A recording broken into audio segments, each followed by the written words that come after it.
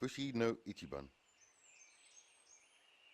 This morning, much like any other, Shig watched Kaio eat breakfast before he could have none, then kissed her goodbye and made his way to the shogun's home.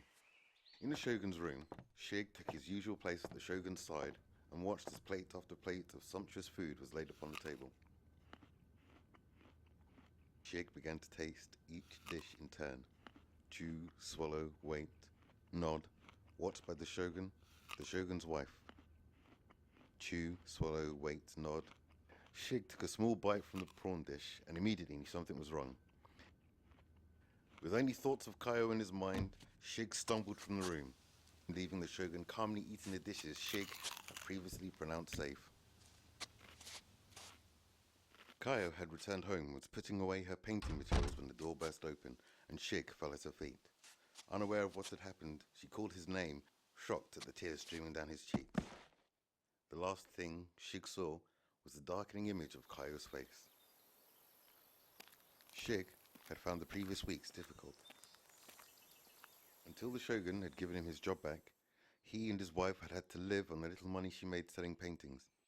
And he, being a proud man and used to supporting the two of them, now found himself being supported. They had argued over trifling matters which shamed Shig and did little to aid their plight. This didn't please Kaio, and so she sought the help of a lawyer to try and help her husband's situation. Unfortunately for her, the lawyer was a cunning man who sought to take the samurai's wife for his own. Other than his wife, the only person Shig trusted was his kendo teacher, Kibe. It was he who had helped Shig relearn his way in the world, and many times, as Shig returned from the shogun's home, it was the kendo teacher's dojo he would visit before he made his way back to his wife. One day, Shig returned home to find Kaio gone.